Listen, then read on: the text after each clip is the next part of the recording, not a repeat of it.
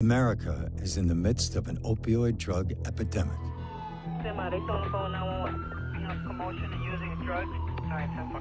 Driven by escalating opioid addiction, drug overdoses are now the leading cause of death among Americans under 50. People are literally dying in the street. They're dying in their parents' homes. According to the Centers for Disease Control, the opioid epidemic is fueled by prescription pain medications. Great job. Way to communicate, good eye contact. Michael Israel dreamed of becoming an architect. In high school, he participated in a video project exploring the architecture of his hometown of Buffalo. These buildings have been here for such a long time. Michael didn't realize his dream. Despondent over an addiction to prescription opioids, he took his own life at the age of 20. When Michael said, "I'm addicted," it was a big surprise. The next question that came out of my mouth was, "To what, Mike?" And he said, "He's pain pills." The medical community has been overprescribing opioids. That's really the reason we're in the midst of a severe epidemic of opioid addiction. The doctor did prescribe the hydrocodone for your knee pain. It's very important that you only take it as needed. I think some physicians don't appreciate how potent these drugs are and don't necessarily appreciate how many problems they can create. How did the painkillers work out for you originally? Started okay. Then I couldn't get enough. West Virginia has been ravaged by a flood of opioids. The epidemic we have in Ohio is fueled primarily by the pain med problem. The opioid epidemic has spiraled as many addicted to prescription pain pills turn to cheaper and more available street drugs like heroin and fentanyl. So Cameron was my son. He was wrestling and he broke his collarbone. So he was prescribed Percocet. And I never in a million years thought my boy would be a heroin addict. There's a lot of blame to go around. Patient demand, pharmaceutical companies, doctors there easy with a prescription pad. Health insurance came in that would pay for all this stuff. I can't imagine anything else that would happen in our community that would be associated with that many deaths. I don't know where the outrage is.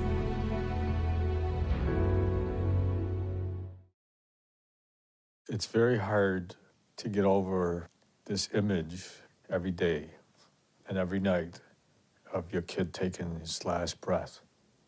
Michael was the child that could put the smile on your face, always. When Michael passed away, we just started questioning, how did this happen and why did it happen?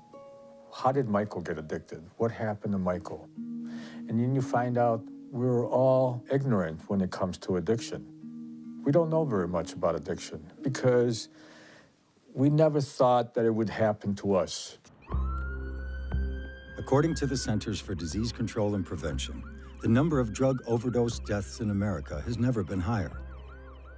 The majority of deaths involve opioids, including popular prescription painkillers like oxycodone and hydrocodone. The problem's huge. The rate of deaths from prescription opiates has been exponentially growing, and that's only the tip of the iceberg in terms of how many people's lives are wrecked because of prescription opiates. It's a huge problem. The most surprising element of this is how it's the legal prescribed painkillers that get people hooked. Our young people see prescription medications as something safe and effective. A doctor has given it, a pharmacy has filled it, so they feel okay about it. Michael's getting everything from our family doctor and 2 other doctors. We didn't know that was all addicting. He was taking his pills as prescribed. He was taking these pills as prescribed. People trust their doctor and they think that the doctor is prescribing things appropriately and monitoring them appropriately, and they think that if the bottle says take it in such a way that it's perfectly okay to do that. Hello? Dr. Richard Blondell is professor and vice chair for addictions at the University of Buffalo and director of the National Center for Physician Training and Addiction Medicine. How did the painkillers work out for you originally? Started okay. Then I couldn't get enough. Mm-hmm. What happens? I wanted more and more and more. You keep taking more because you think more is going to be better. And the more you take? The worse you get. The worse you get. And the more you want. The more you want. I think the majority of the time it's this, that doctors are trying to do a good job and fall into a trap and end up contributing to the problem. Was that bothering you when you first got on painkillers? We've overexposed the U.S. population to prescription opioids. Dr. Andrew Kolodny is director of opioid policy research at Brandeis University and founder of Physicians for Responsible Opioid Prescribing. I think that the biggest problem has been well-meaning doctors who are intending to help patients with pain, but who are underestimating how addictive these drugs are and overestimating how helpful they can be when prescribed long-term. That's enough for 15 days. The opioid epidemic is the unintended consequence of the increased use and acceptance of prescription opioids. It is made worse because many who become addicted to prescription pain pills eventually turn to cheaper and more available street drugs like heroin and fentanyl. Before they're using heroin, they're opioid addicted, and that addiction develops through prescription opioids. The reason that we're experiencing record high levels of overdose deaths, the reason we're seeing heroin and fentanyl flood into non-urban areas, the reason we're seeing soaring rates of infants born opioid dependent, or outbreaks of injection-related infectious diseases, the driver behind all of these problems is the increased prevalence of opioid addiction in the United States. Used properly, prescription opioids ease short-term pain from surgery or a broken bone. They also manage severe pain for cancer and end-of-life patients. But the amount of opioids prescribed in America greatly exceeds what is required for those uses. When Michael passed away, Avi was angry. He was angry that it happened, and it shouldn't have happened. Yeah, there you go. Avi wanted a dog so badly. And I said, there's no way I can allow us to have a dog because Michael kept asking for a dog. We knew that Michael was in pain a lot. And towards the end of his life, he really suffered. We were really terribly lonely.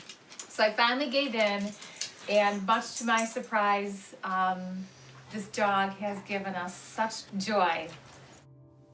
Death changes you. It completely does. And you want to know, why did Michael have to die? At the age of 12, Michael was diagnosed with Crohn's disease, a painful gastrointestinal condition. As he got older, doctors prescribed powerful opioid medications to treat his pain. After Michael's death, his parents obtained pharmacy records that showed Michael was prescribed 185 pain pills over a 1-month period. I just couldn't believe that the doctors did this to him. It's indefensible that they did this to an 18-year-old, young man. Changed him chemically forever. This thing takes a beautiful person and turns him into a monster. That's my beautiful little baby. Yeah, who are you? You know, what happened to you? Yeah. You know, what's going on? And you don't understand what's going on. The reason that the United States is in the midst of a severe epidemic of opioid addiction is because the medical community began to prescribe opioids very aggressively.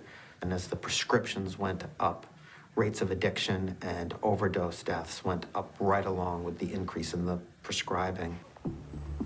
More than 240 million prescriptions are written each year for opioid pain medications, enough for every adult American to have their own bottle. OxyContin, Opana, and Vicodin are among the most frequently prescribed and most commonly abused prescription opioids. These powerful drugs can literally hijack the brain. The effects produced in the brain by oxycodone and hydrocodone are indistinguishable from the effects produced by heroin. When we talk about opioid pain medicines, we're essentially talking about heroin pills.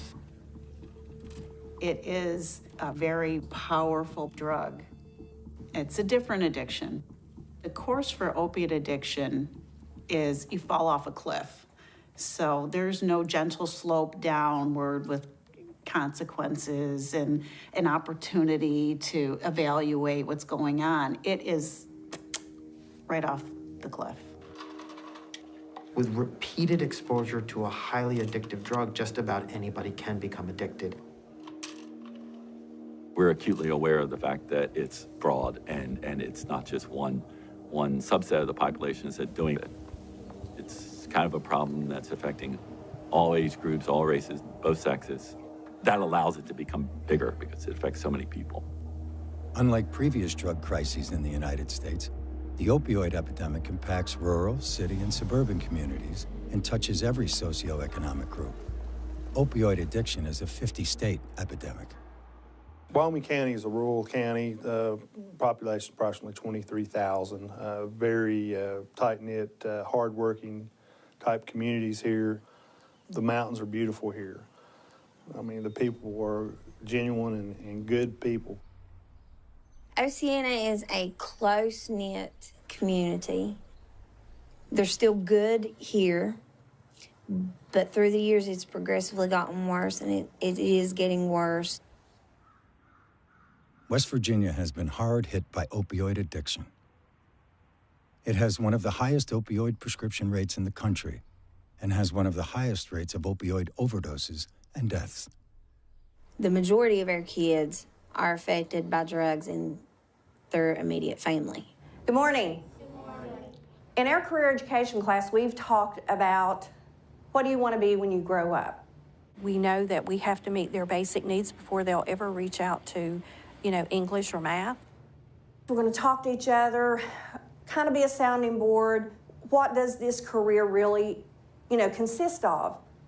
Primarily, we focus on keeping and making our kids feel safe. Got it? And learning does take second to that. If they don't feel safe, how can we expect them to learn? First of all, let me thank you so much for allowing me to come back to beautiful Oceana. Senator Joe Manchin visited Oceana Middle School in 2011 as a newly elected senator. He came to talk about education and jobs, but the middle school students had other things on their mind. So when I came down 5 years ago, that's what we were talking about the jobs opportunities. And then there were some students that wanted to talk to me. They wanted to share the life that they were challenged with, living in an area that become truly overrun by drugs. Chelsea was a 7th grader when she met with Senator Manchin in 2011. He came to our small community, and the conversation led to the problem with drugs in our community. Oceana is a wonderful town, wonderful people, great place to live, but then there's the drug problem. My mom and dad were divorced when I was in the 6th grade, and it was because of drugs. My dad was in a coal mining accident, and he soon after became addicted to painkillers. And he started putting those medicines before us. Chelsea was in the audience when Senator Manchin returned to Oceana Middle School in 2016. The senator was hoping to hear more encouraging stories from a new group of middle school students. He didn't. I think that what is wrong with our community, like the drugs in it, I haven't really seen a change because I don't know how it was like before, but my parents and my grandma and my aunt used to talk how it would be safe at night and you could do whatever you want. You could walk the streets and you wouldn't have to lock your doors and have a doubt about anyone, and now everything is dangerous and you don't want to go outside alone even in the daytime. It's still that way here. You're still seeing that? Yes. My stepdad did them. He beat me and my mom, put a gun to my head's mom and me. What do he want you all to do? He wants you to take drugs too, or he wants your mom to take drugs, or he was just out of control? He wanted my mom to take drugs. She wouldn't do it. Is he gone now? Is he out of your life? He shot himself because of it. After he killed my mom by shooting her up 3 times with Oxycontin. He didn't want a divorce. She did. How old was your mom? 20. I was 5. But to have a child tell you that my mother was shot with a needle with oxycodone, and the first shot killed her, but the guy shot her 2 more times to make sure she was dead. For a little 12-year-old girl to tell you that, now think about it. You've seen the horrific effects it's had on your families. You've seen death in your family at a very young age. No child should go through what you went through. You know, this is life. This is how it is. Many kids don't know anything differently. They don't know that another world exists. You know, to them, this is normal. I took away from that conversation just as another day. I live that day in, day out from a lot of the cases that we have here.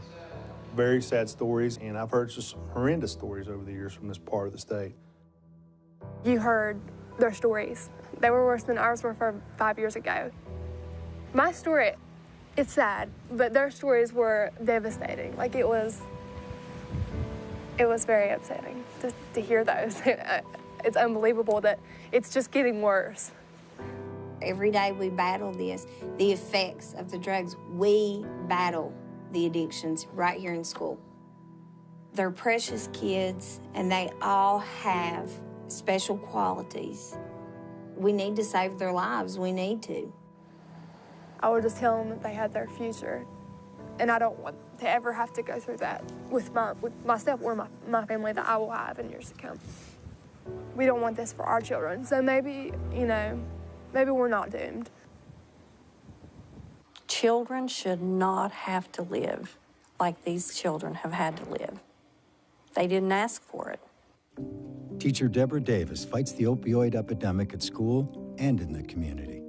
We are a faith-based organization. We're a nonprofit, and we were established in 2005 because families had nowhere to go. So how was your group of students? They did really good. So we started helping mothers and wives and children, and it wasn't long till we learned it was the community's problem. Okay, we just got this back from the printers. I focus on what happens if I don't do anything. Take off. For the longest time, no one would talk about anything. It was hidden. Therefore, it continued to get worse. So now, everybody's talking about it. Hopefully, we can stop talking about problems and start focusing on solutions. The crisis of opioid addiction is a relatively new problem in America. Prior to the mid-90s, the use of opioids to treat pain was limited. 2 factors triggered the dramatic increase in prescribing opioids to treat pain. Pharmaceutical companies began telling physicians that opioid pain relievers were safe, effective, and non-addictive. Around the same time, doctors were being pressured to treat pain more aggressively. There came out some new recommendation from professional medical organizations that pain is really supposed to be the 5th vital sign. In addition to your blood pressure and your pulse and your temperature, we're also going to ask you on a scale of 1 to 10, how's your pain today? And if your pain's a 5 or greater, then the physician feels a mandate to medicate that. Taking 2 a day, so the maximum daily dose. The medical community begins to hear that we've been allowing patients to suffer needlessly because of an overblown fear of addiction, that the compassionate way to treat just about any complaint of pain is with an opioid. So there was a perfect storm of public demand for the treatment of pain, and the pharmaceutical industry right there creating a whole new generation of powerful drugs. Oh, your hands are... Pain is the #1 reason people visit a doctor. Pain can be a challenging element for doctors to diagnose and treat. But now doctors were being told they had a new way to treat pain that was safe and effective. Don't be afraid to take what they give you. Often, it will be an opioid medication. In the 1990s, new opioid medications were introduced to treat pain. Much of the information about these new drugs came from pharmaceutical companies. Some patients may be afraid of taking opioids because they're perceived as too strong or addictive. But that is far from actual fact. The reason that the medical community started to prescribe so aggressively is that in many ways we were responding to a brilliant marketing campaign. It was in 1996 that Purdue Pharma introduced OxyContin. It launched a campaign to encourage the medical community to prescribe opioids for common chronic conditions.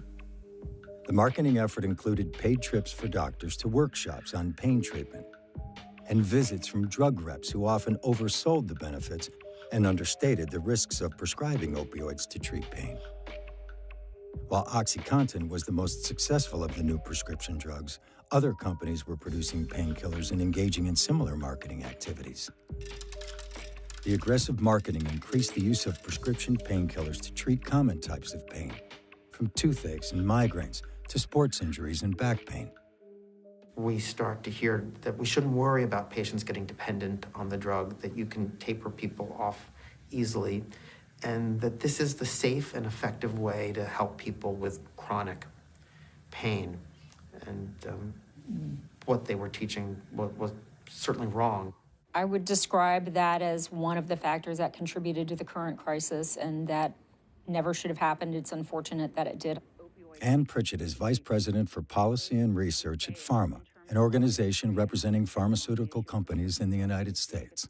She previously served in the White House Drug Policy Office. It's very challenging to look back at the history, and I don't think that anyone involved could have anticipated that we would be facing the crisis we face today. Do I think that if there's inappropriate prescribing and over-promotion and that's for profit, that needs to be addressed? Yes. Do I think that there was inappropriate behavior that contributed to the problem we're in? Yes.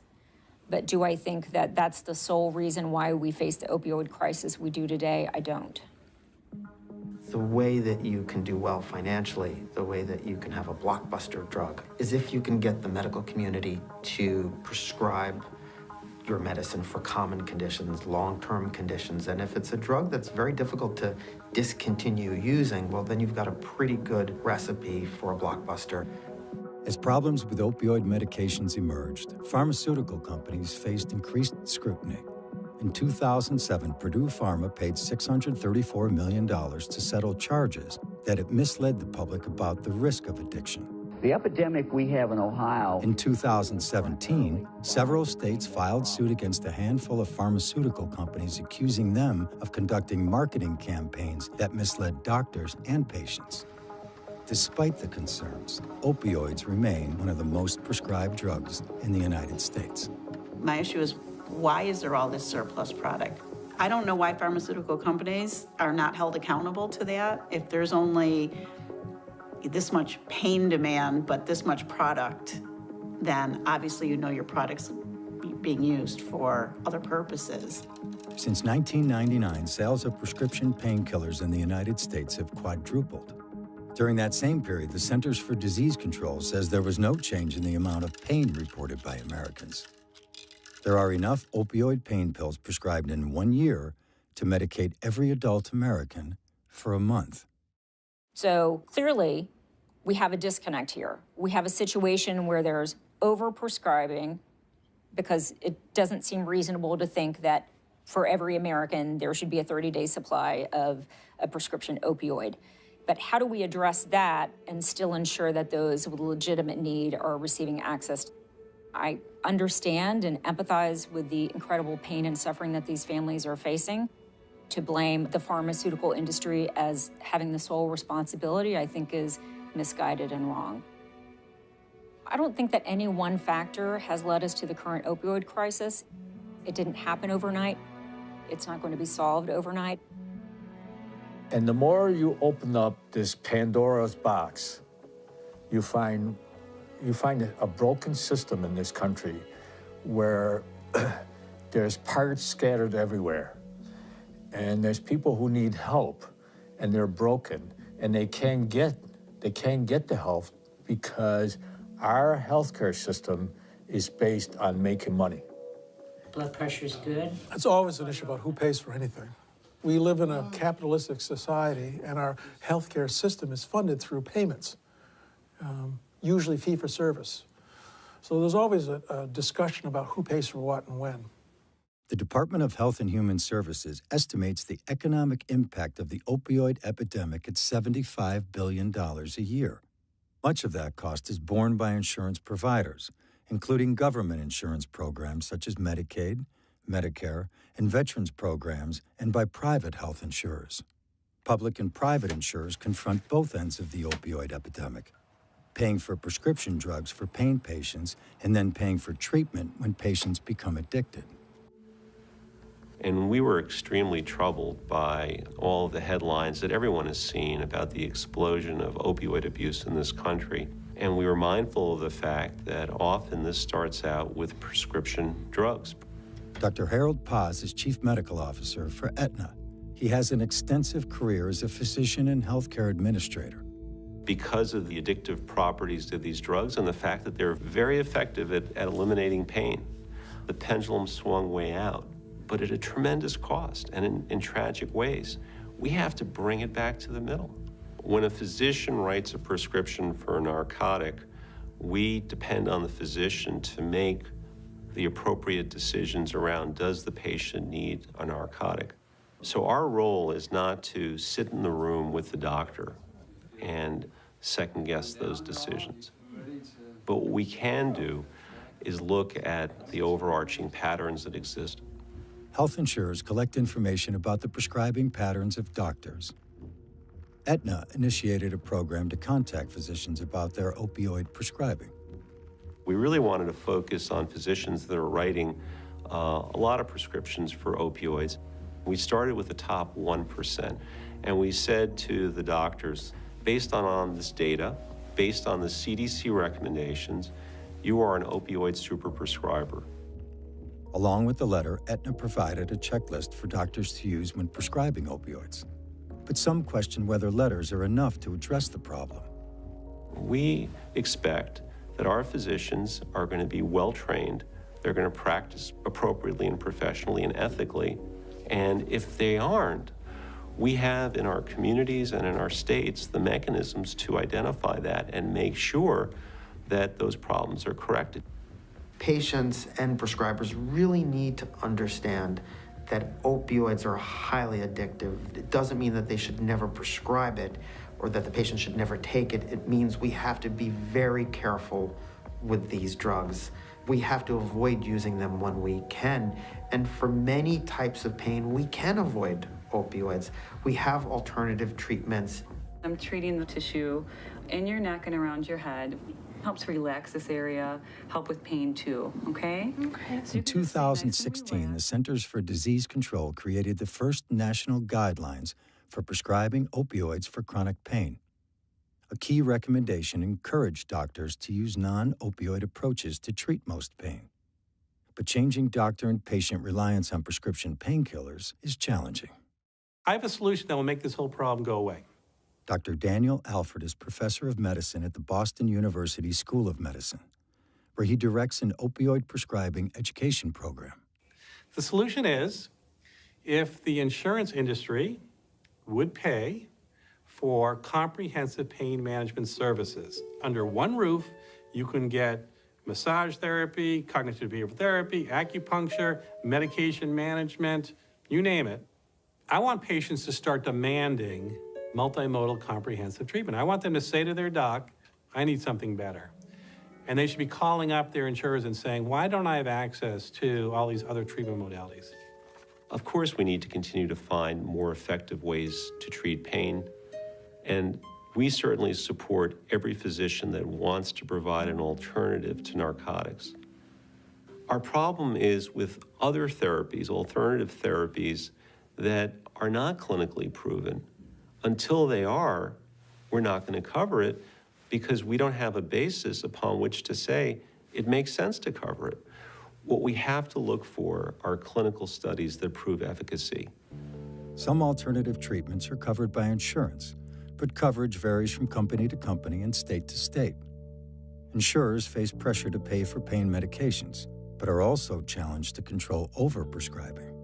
The truth is, most insurance companies will pay for physical therapy and some of these alternative treatments, but the easiest thing for a primary care doctor to do is write a prescription. If I've got 10 minutes to spend with you and you're complaining of pain, writing the prescription can be the ticket to getting you out of the office quickly so I can see my next patient. Squeeze the shoulder blades together and reach the elbows back. It's a whole lot easier for me to prescribe a medication than it is for me to get a patient into physical therapy, into acupuncture, into cognitive behavioral therapy, and all the other treatments that have been shown to be effective in treating chronic pain. We still have a long way to go. Does that feel okay? Mm-hmm. Good. Good job. Awesome. It is a daunting task to get doctors and patients to turn away from prescription drugs as the first step for treating pain. What's important is that 100 million Americans are suffering from chronic pain. So we really need to screen patients better for addiction, decrease the amount of opiates that we're prescribing, and find non-pharmacologic approaches to take care of our patients with chronic pain. It's very, very challenging. At the University of New Mexico Pain Center, an interdisciplinary team works to manage pain, improve quality of life, and reduce use of prescription opioids. When you integrate care, right? When you provide as many things as you can under one roof, the outcomes are better. This interdisciplinary approach really offers that patient a co-located home where they can go and receive services all at once. It also allows the clinicians to be able to talk all together about that patient. If I can see a patient for the first time and I can tell them that their pain is real, I believe their story, they're being heard, and we have a team. I'd love to hear about your pain story. Would you tell me how you developed chronic pain? I had a lot of pain when I was working. I was a veterinary technician. I gotcha. And I worked in a clinic at a zoo. I've had pain for a really, really long time. I'm almost 70 now, and I've been retired for about a year. It's very important to realize that there is an older group that's become opioid addicted as well. These are people in their 40s, 50s, 60s, 70s, and 80s. The older group is developing their opioid addiction almost entirely through medical use, usually opioids prescribed for a chronic pain problem. I wanted to continue taking the opioids because they were the only thing that helped. The goal of the interdisciplinary team is to reduce reliance on opioid medications. Dr. Dole has been really helpful in that respect because he changes the medication. He changes it from one type of opioid to a different type? Yes. And in doing that, I'm able to take less than I was overall. It's that communication that's ultimately going to lead to better patient outcomes. And I think that's what we're doing, which is so heartening. The interdisciplinary approach to pain management is fairly new and is more expensive than traditional pain management. It takes money. We don't get reimbursed for some of our services, but I really do think that we have shown that we have a really good return on investment, and the patients are happier because they feel like they're being seen by a whole team, and they don't really need just that one opiate. I'll make that appointment for you. Okay. How does that sound? That sounds wonderful. I think you're doing great, Susan. Every time I or one of my colleagues writes a story on the opioid epidemic, we get responses from families, fathers, mothers who have buried children a week earlier, and they want to sit down and talk with us. And sadly, it's the same story. It's the same tragic set of circumstances, except for the names and faces. There's just no end to these stories. In my job, you deal with a lot of people who suffer losses. And there are people who lose a loved one and they cannot move on. There are people who lose a loved one and turn around and say, what can I do? That's what Jennifer was doing. So Cameron was my son.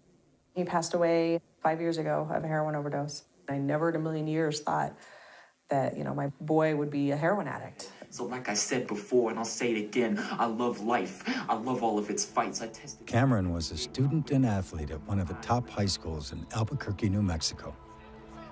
He was wrestling and he broke his collarbone and he had to have surgery. So he was prescribed Percocet.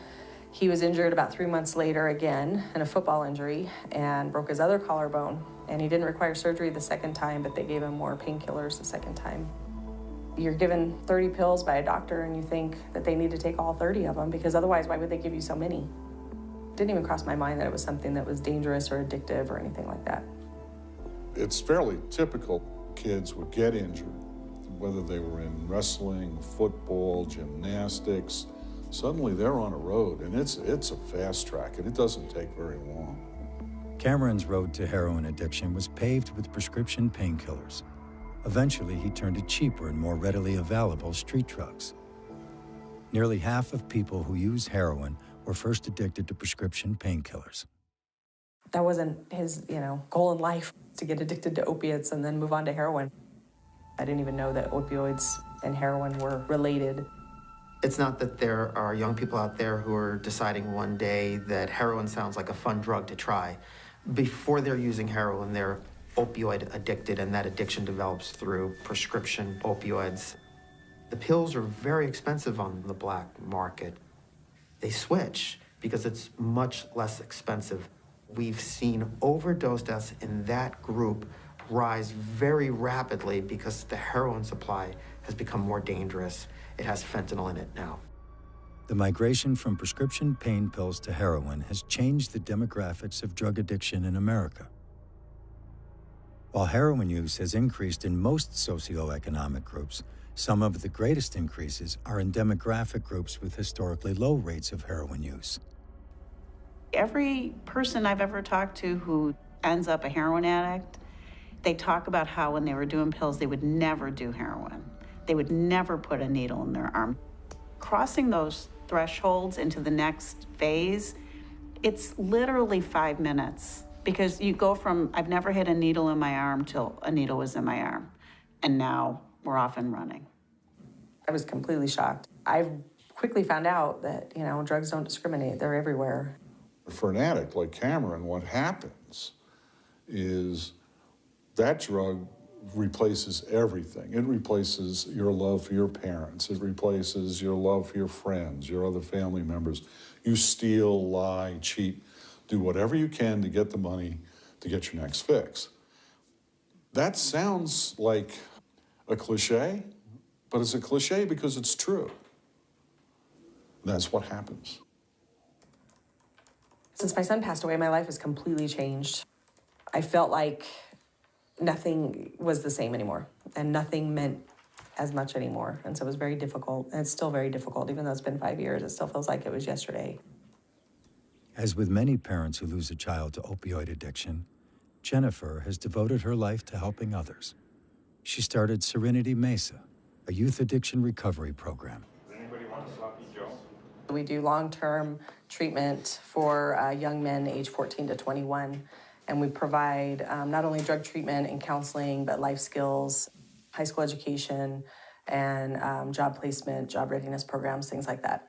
And we're able to really dig deep into some of the trauma and some of the underlying issues that may have caused their substance abuse in the first place. Helping others deal with addiction has helped Jennifer face her own loss. It helps to help other people and to see, all the young men at Serenity Mesa and the progress that they make and how well they do. They're battling to save their life right now. They don't realize it because they're so young. And that was the issue, I think, with Cameron, is he was just so young. He didn't know he was dealing with a life or death situation. He just thought he could quit whenever he wanted to and everything would go back to normal. They say that you learn to live with grief. You don't get over it. It doesn't go away, but you learn to live with it. But, I still think about him all the time. It's been said to me that these people aren't bad people trying to be good. They're sick people trying to get better. With the opiate population, it's different in the fact that a lot of times they don't see this train coming down the tracks. It's an injury, it's a surgery, and oftentimes that's where it starts. Hey, Bill. How are you? Good. Nice to see you again. Yeah, so it's been, 2 weeks now? I was 15 years old and I had a tumor in my spine. Spent a week in the hospital. They sent me home with a bunch of medication. I ended up being addicted to opiates. I gave up. I didn't care what happened to me. It's a pretty horrible feeling when you don't really care if you live or die. Okay, so what's up for this week? What do you have planned? My son loves dinosaurs, so I think this weekend we're gonna go to a fossil museum. Should be fun. I'm excited. It's amazing what you think is normal turns out to be this terrible ordeal that I dealt with for the past 15, 16 years. it takes over your life. It's sickening to even think of the things that I've done and the people that I've hurt, and just not to even care at the time what was going on. I think deep down, every addict has a desire to not be living that life anymore. I think that desire has to be strong enough to want to change, to outweigh the draw, the pull from that part of the brain that's been sort of hijacked by the addiction. Opioids are one of the toughest addictions to break. Opioids produce an addictive euphoria that alters the chemistry of the brain. According to the National Institute on Drug Abuse, treatment programs that focus only on abstinence do not result in long-term recovery. The reality is there's no fix, there's no cure for this disease. There's a lot of work involved in this. It's not just a quick fix or a miracle cure. There's not a magic bullet out here. We don't have a one and out, well, come in and we'll save you and you're gonna be all good. It's a long and difficult road. Opioid addiction is a chronic disease, like diabetes or heart disease. All need to be managed for a lifetime. Treatment for addiction typically includes some form of individual or group therapy. What you become when you're getting high is not who you are. You know, who you are is sitting in this chair today, fighting, struggling with the courage, the faith, and the hope that tomorrow could be a better day. The disease can be arrested. You know, you can lock it up and lock it up forever, you know, and as long as you don't put that key in the lock and turn it and let it loose, you can be free from the horrors of addiction. Things got really rough for me before they ever seemed like they were going to get better. I can remember one time I was working with a family, and the day the young man was to leave our facility, the mother thanked me. She said, "Thank you for curing my son." And I said, "I'm sorry, there's really no cure. This is a daily reprieve contingent upon what your son is going to do moving forward." It's hard as hell to bring yourself to a program like this, to do something, to really change your life and get outside of your comfort zone. Treatment must address changes to the brain caused by opioid addiction. Medication-assisted treatment is a proven effective treatment for individuals with opioid use disorder. Use of medications helps to wean the brain off opioids and improve outcomes for addicted patients. One of the most effective treatments is a medicine called Suboxone or buprenorphine. It will control people's cravings, and it reduces the risk that they're going to die of an overdose. Opioid replacement with buprenorphine is one of those things that for many people is a game changer. While medication-assisted treatment improves the chances for recovery, there is a lingering issue of why treatment for opioid addiction often fails. Oftentimes, it's not just one treatment, it's multiple treatments. And that's where I think the frustration comes in, where people think that, you know, recovery doesn't work. You know, it's fruitless. It's just not going to happen. You know, my loved one's been through this 3, 4, 5 times. Once somebody becomes addicted to opioids, it's a lifelong problem. They're not going to get better by checking into a rehab for 30 days or getting detoxed. The treatment is generally going to be very long. What we need to do is look at addiction as a continuum. Treatment doesn't end at 1 year, doesn't end at 2 years. I think what we're faced constantly is families, friends, employers that think that a stint in a rehab for a month means potential success. But for the most part, people will have lapses. Because information about treatment is not well documented, it is hard to know how many people relapse. But relapse does not mean failure. You go into treatment and it doesn't fix you. And you're going to have people who fall off the wagon. And, you know, but the thing is not to condemn the kid, is to say, okay, we need to start all over again. We have to prepare people for a relapse better because it is likely. That's what the research tells us. That's what we see on the ground. And families, people need to be prepared for that. Addiction is looked at as you did it to yourself. It's your problem. Pick yourself up by your boots, pull your socks up, and go take care of yourself.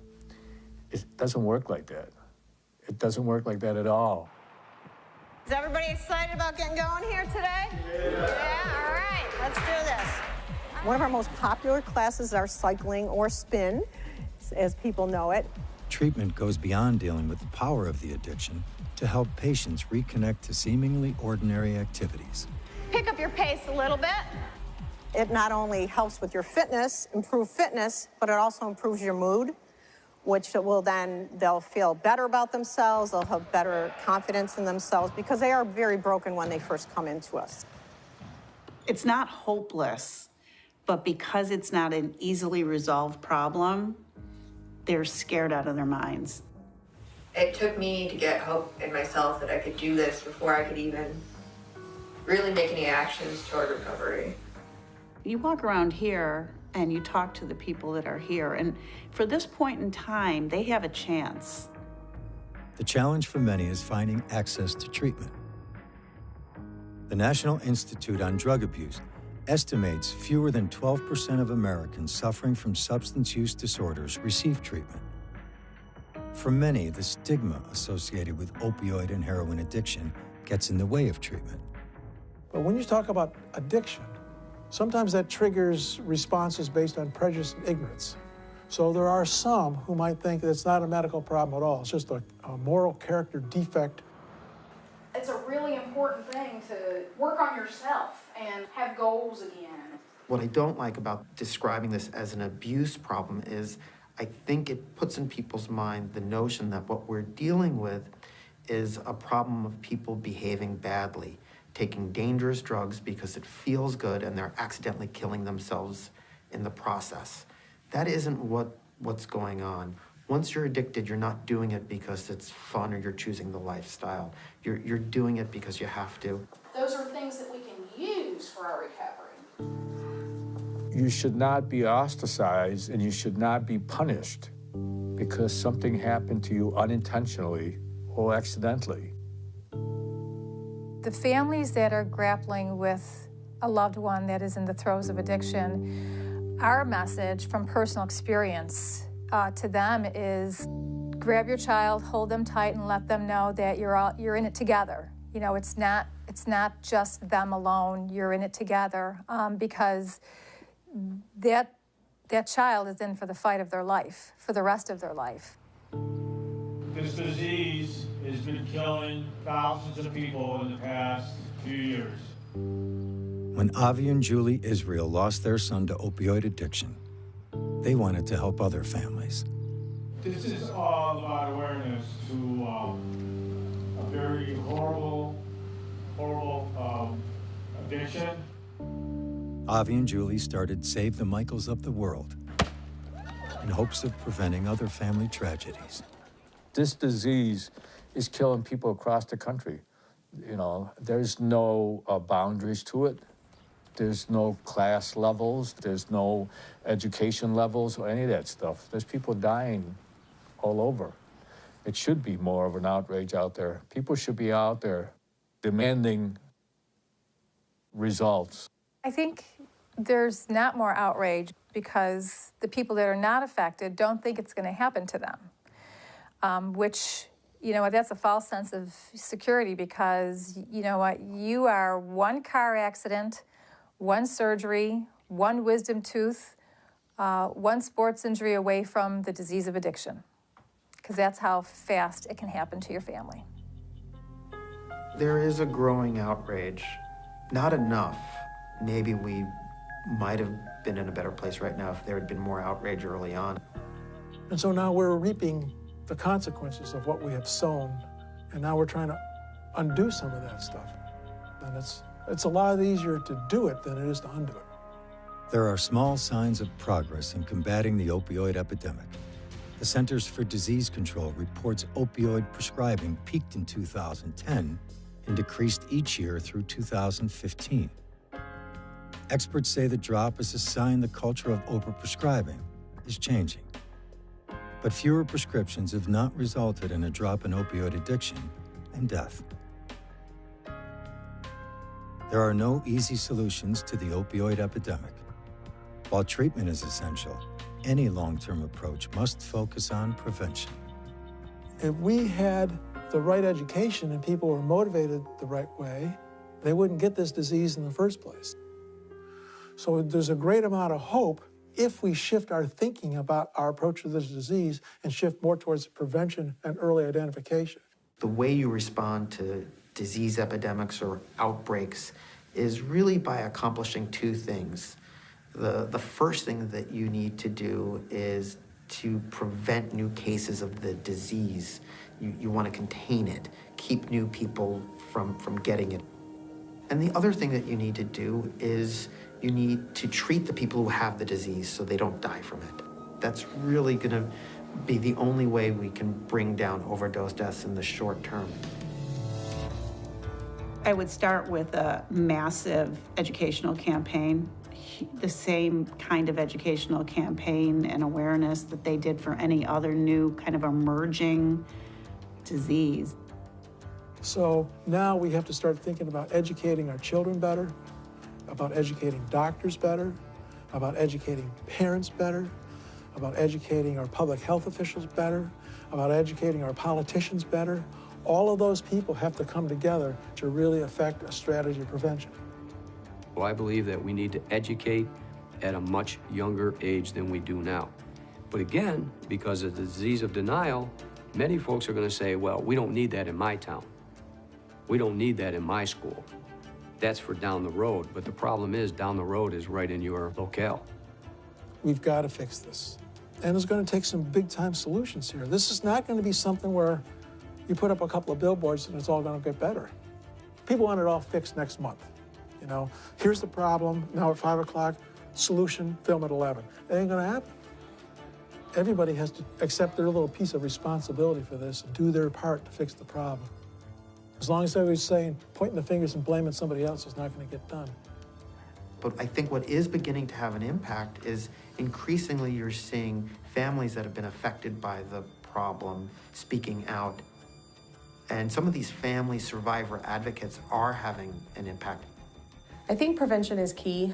Educating the parents, educating the coaches, educating the kids through the school systems. How many of you found something interesting? If we had prevention programs in all the schools and all the districts from an early age on up, then kids would have the education, parents would have the education, and all the people around them, you know, the coaches, it's a community problem. Wherever there's a propensity for somebody to get an opiate, whether it's a dentist, a doctor, wherever, the education needs to be there. The families that are left behind who want to tell the stories because they don't want it to be that their child or loved one died in vain. They want to spare other people the agony of losing a loved one. And I think that's going to be the strongest, boost to really changing society's attitude. In life, as in death, you fight for your children. It's Michael's spirit that drives us. You don't want the world to forget that there was a kid by the name of Michael Israel that lived here. He was a good kid. He was a terrific kid. And we miss him. He has also put us on a path and a journey where we're gonna take it to the end. There's no turning back now. We watched a beautiful boy go from jumping around and everything and being so funny into suffering. And so you fight for him. And we took him all over to get him help. And now we're taking Michael all over to get other people help. When we first started talking about this, we were like a little flickering candle. And now we have like a flashlight beam. It's still not daylight out there. We still got a long way to go. It's moving in the right direction. And unfortunately, it's taken a lot of death to get this movement. And it's going to take more death before this stops. I see tragedies for sure, but I also see successes. And that's where the hope comes, because it doesn't have to be like this. Our society doesn't have to be riddled with addiction. We don't have to pick up the paper and read about all these kids that overdose every day. We don't have to do that. We can do better. We know how to do this. It's just getting the will to do it. That's the hard part.